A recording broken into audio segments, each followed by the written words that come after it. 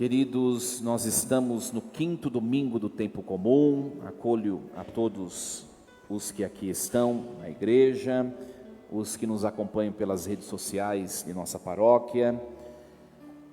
Hoje, a temática que perpassa essa liturgia dominical é a temática do sofrimento humano.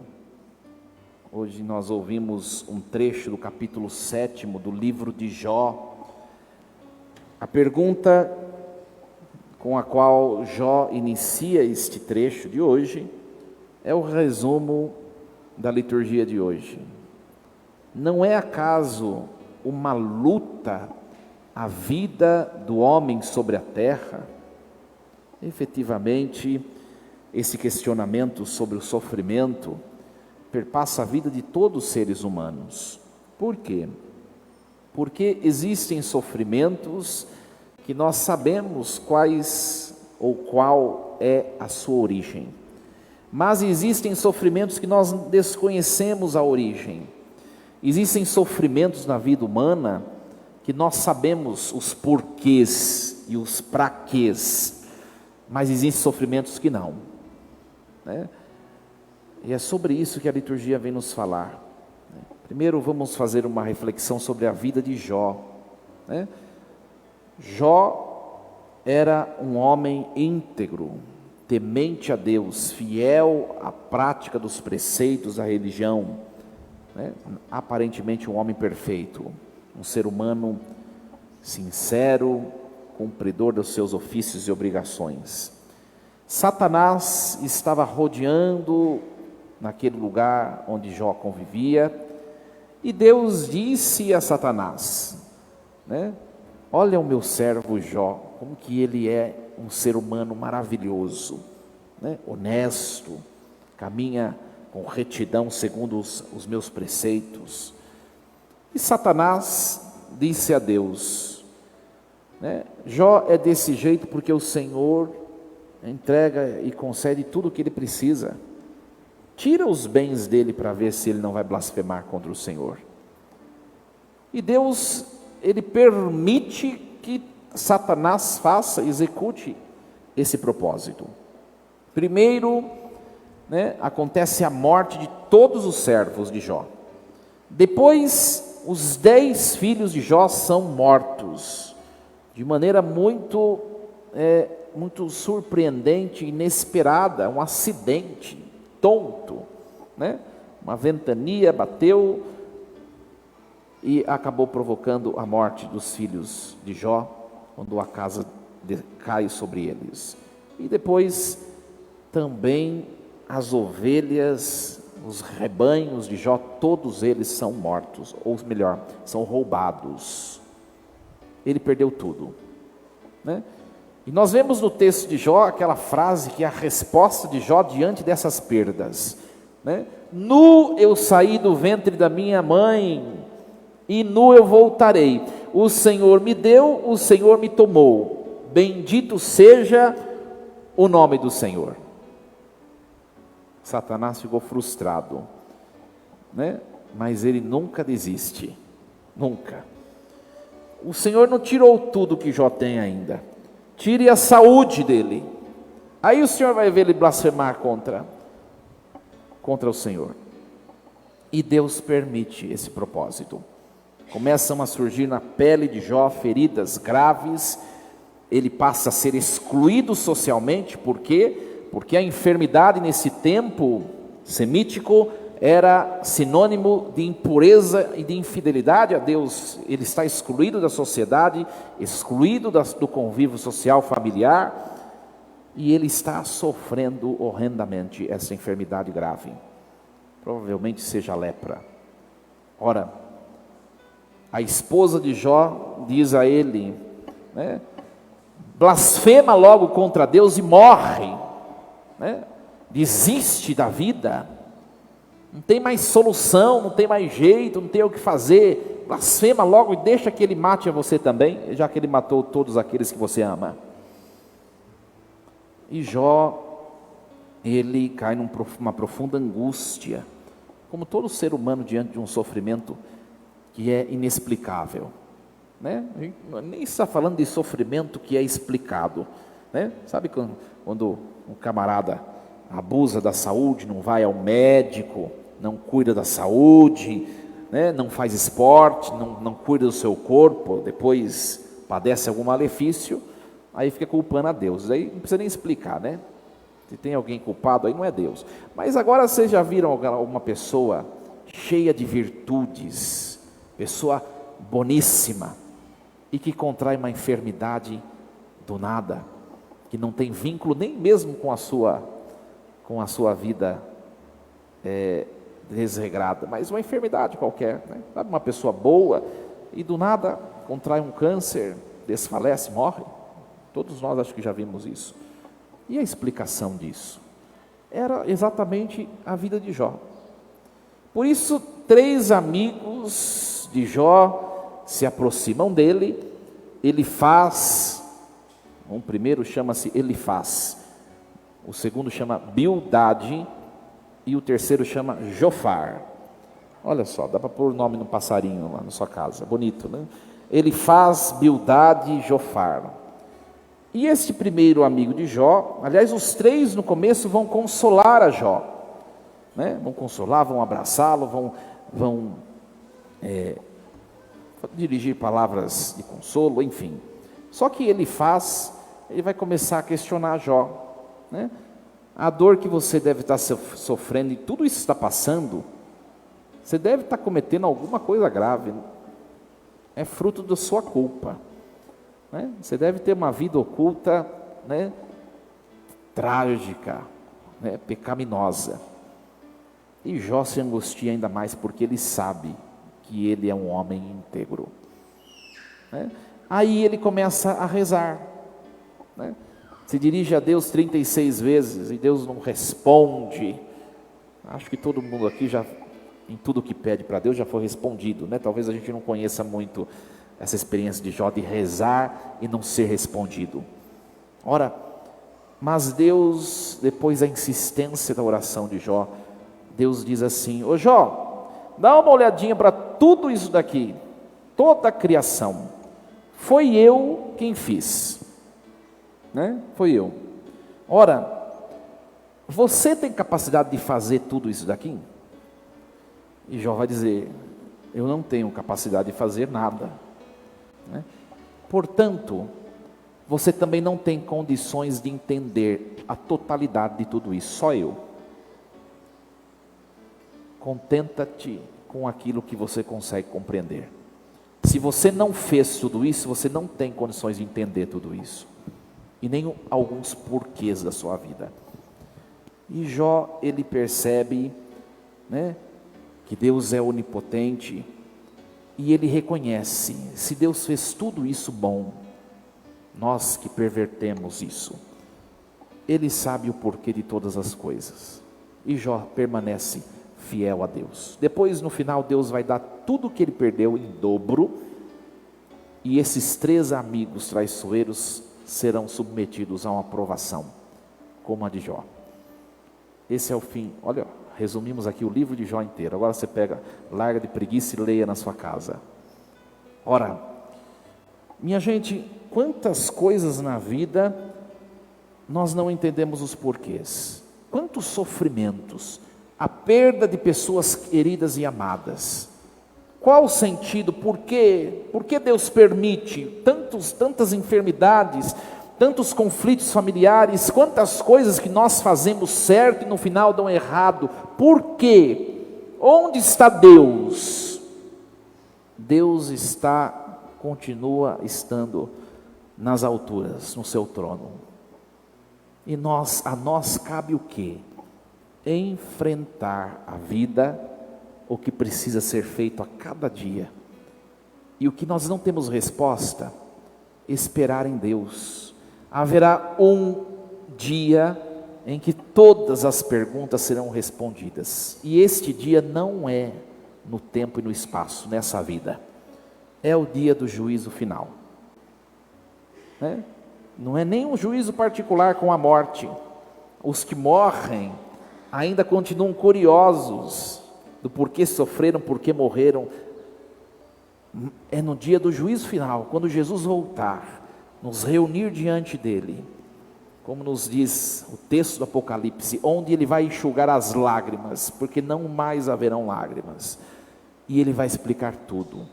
Aí nós entenderemos que para tudo o que Deus permitiu, até mesmo o sofrimento, Deus o fez porque Ele nos quis no céu. Hoje, nós não temos condições de entender isso. Ou melhor, tudo, a totalidade do que vivemos. Somente precisamos enfrentar. E aí o Evangelho de hoje, o Evangelho no fundo, é uma dica para nós, de como nós devemos proceder com as situações da vida, as dificuldades, os problemas, as tribulações, as enfermidades, a morte, como nós devemos enfrentar as coisas da vida. Então vamos no Evangelho agora. É a continuação da semana passada. Lembram que semana passada Jesus ele entra numa sinagoga e ele começa a ensinar com autoridade. De repente na assembleia começa um homem a pular lá porque um demônio estava nele. E Jesus diz: cala-te e sai dele. Quando Jesus sai da sinagoga, ele vai para a casa de Pedro e André.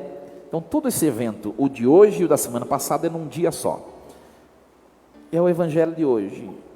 Chegando na casa de Pedro e André, para tomar um cafezinho, comer um bolinho, não tem um dia que o povo não enche o saco de Jesus, Ele vai para tomar um cafezinho, o povo já começa a pedir outra coisa, Parece padre, Ora, Jesus foi lá, e aí Simão e André, olha só o que diz o versículo 30, a sogra de Simão estava de cama com febre, e eles logo contaram a Jesus, Se fosse outras pessoas, eles iam falar: Jesus, vai embora, não vem curar não, deixa que ela vá bater as botas, Mas não, Simão e André, Simão acho que amava muito a sogra dele, Eles contaram a Jesus que ela estava doente.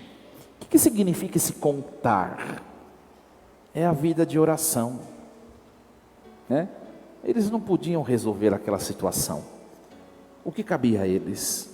Contar para aquele que é o único que podia. Eles contaram a Jesus, significa, minha gente, a nossa vida de oração. Nós precisamos aprender a contar a Jesus aquilo que para nós trazemos como insuficiência. Qual que é o nosso problema?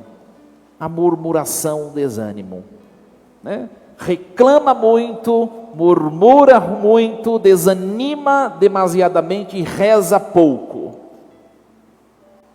Reza pouco.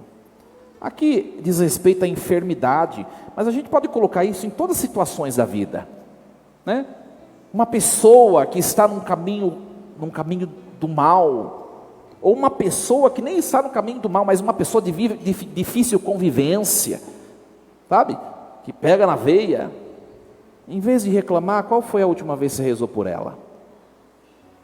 A gente quer a consequência da ação de Deus, mas a gente não quer fazer o que é preciso no começo. Reclama de tantas coisas da vida, mas o joelho está brilhante, e hidratado com creme Monange. Qual foi a última vez que você ajoelhou e rezou nessa intenção? Eles contaram a Jesus porque eles não podiam fazer nada naquele momento. Eu tenho certeza que todos nós temos muitas coisas que nós até gostaríamos de mudar, mas a gente não pode fazer nada. Conta para Jesus, Joelho no chão, Bíblia na mão e Deus no coração. Aí você está no caminho certo. E aí o que acontece? O texto certo, o texto nos informa, olha só. E ele se aproximou, Jesus se aproximou da sogra de Pedro, segurou a mão dela, ajudou-a a levantar-se. Primeiro tem um movimento daqueles que estão contemplando o sofrimento. Se eles não tivessem contado para Jesus, Jesus não teria entrado lá e a sogra de Pedro não teria sido curada. Muitas coisas não acontecem em nossa vida porque a gente reza pouco ou nada. Nada. Quantas vezes você se irrita no seu trabalho? Mas quantas vezes você para, faz o sinal da cruz e pede que o Espírito Santo transforme aquela situação? Né? Mas eles chamaram Jesus. Então tem um movimento dos apóstolos e tem uma resposta divina. Eles contaram para Jesus, Jesus se aproximou, segurou a mão da mulher e ajudou-a a levantar-se. Percebe que tem um movimento dos apóstolos, uma iniciativa deles, tem uma ação divina, mas também precisa de uma iniciativa de quem? Da mulher. O texto não diz assim, Jesus a levantou.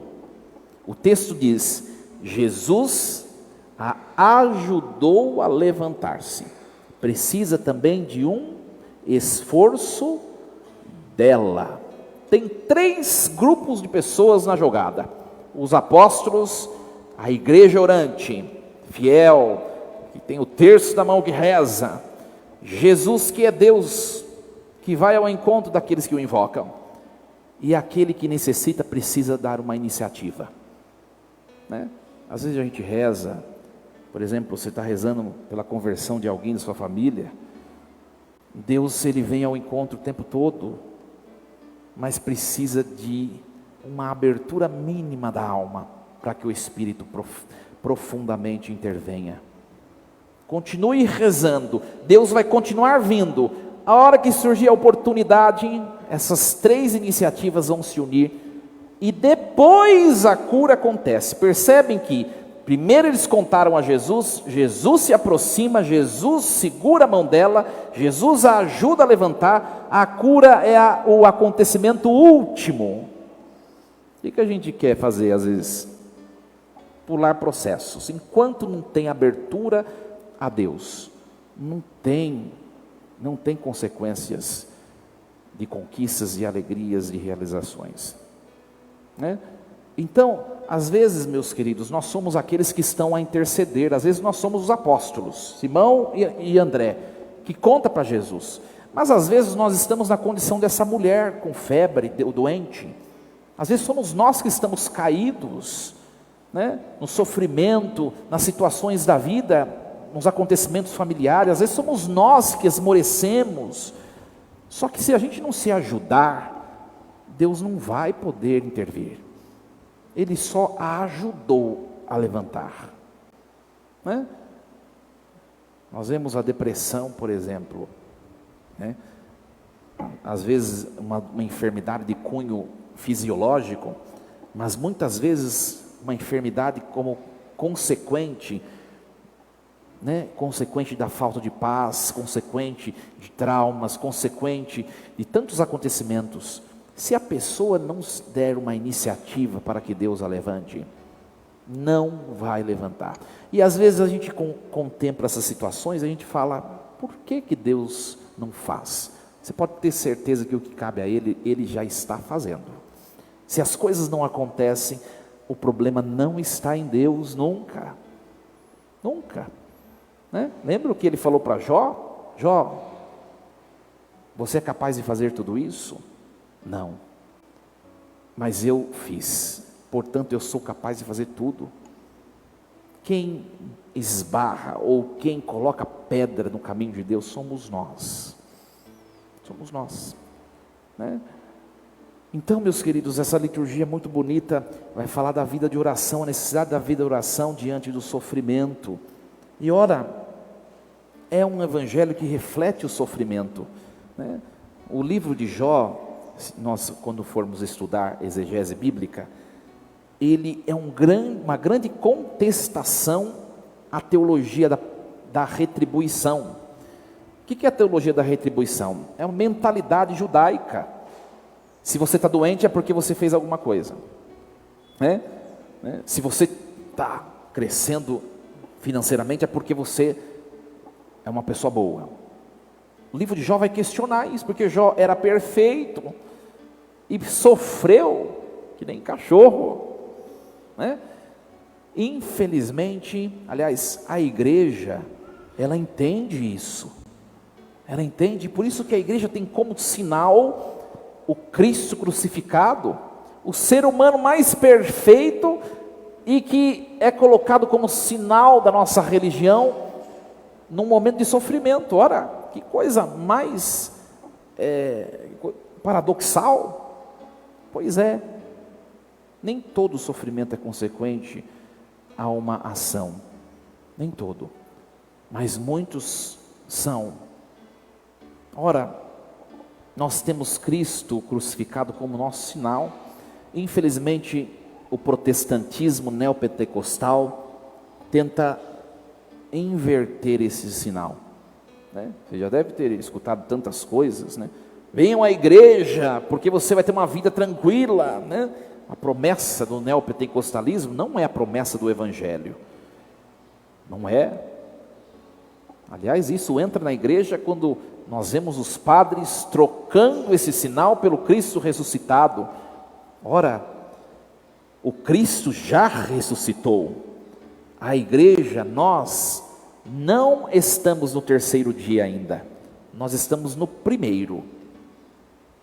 O Cristo cabeça já passou do terceiro dia, Ele está à direita do Pai no céu.